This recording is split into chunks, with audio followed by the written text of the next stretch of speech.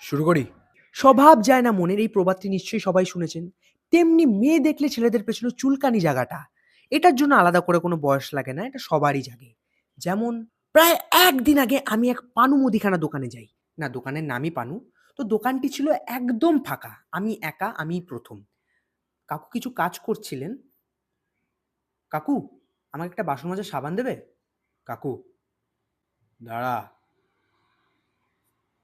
পাশ থেকে ঠিক সেই সময় একটা মেয়ে আসে। "কাকু, আমাকে ১০০ বেসন দেবে?"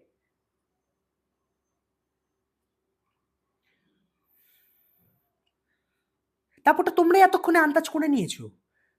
না, না, কোনটা বেশি সময় লাগে দিতে? একটা প্লাস্টিকে র‍্যাপ করা সাবান? নাকি একটা প্লাস্টিকের মধ্যে একটা হাতা ঢুকিয়ে সেই প্লাস্টিকের মালটা অন্য প্লাস্টিকে ঢেলে গার্ডার মেরে দিতে? কোনটায় বেশি সময় লাগে? একদম। সাবানটা দিতেই বেশি সময় লাগবে। কারণ সিল মারার একটা প্রসিজার রয়েছে না? ফার্স্ট সাবানটা ঢোকাবে, প্লাস্টিকটা সিল মারবে, তারপর তো আমার হাতে দেবে। বেসন তো দেওয়া তো হাতে। Why are you blind? আপনার চোখে তো ছানিও পড়া নেই যে সেটাকে আপনি কাটিয়ে একটা কালো চশমা পরে আপনি দোকানটি চালাচ্ছেন। সুস্থ লোক চোখে চশমা পর্যন্ত পড়েন না। আরে কাকু, আমি এসছিলাম আগে। তারপর ওনাকে আমি জিজ্ঞাসা করি, "এটা কি হলো?"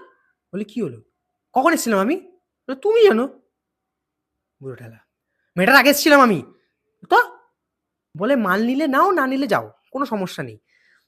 কিছু করতেও পারব না। উনি দোকান ওনার দোকান ছাড়া আমার এলাকায় অন্য দোকানও নেই। খুব কষ্টে মালপত্র নিয়ে আসলাম বাড়িতে। আর সবচেয়ে বড় কথা, বাড়িতে এসে জানতে পারি মেয়েটি আমাদের পাশের বাড়িতেই থাকে। আর মেয়েটি বাড়িতে এসে মাকে বলেছে যে পানু জেঠু তার থেকে ৳২ বেশি নিয়েছে বেসনের। তো আমার প্রশ্ন এটাই যে আপনার লাভটা কি হলো? আপনি আপনার কাজ নষ্ট করে মেয়েটিকে আগে মাল দিলেন। আপনার ইমপ্রেশনও টপ লেভেলের ছিল। তার ফলে আপনি লাভটা কি পেলেন? আমিও আপনার দোকান মারাবো না। ওই মা ওই মেয়েটাকেও পাঠাবেন আপনার দোকানে। এই করে, করে আস্তে, আস্তে আপনার দোকান প্যানা মেরে যাবে। ছোটবেলা থেকেই অনেকের মুখে শুনতাম তার দোকানের নামের সাথে তার চরিত্রের নাকি অনেক মিল। আজ তা সচক্ষে দেখেছি। কিন্তু তার আরেকটা মানে রয়েছে। তিনি ফিল্ম ডাইরেক্টর হতে চেয়েছিলেন। হতে পারেননি। তাই সেই নামে তিনি দোকান খুলেছেন।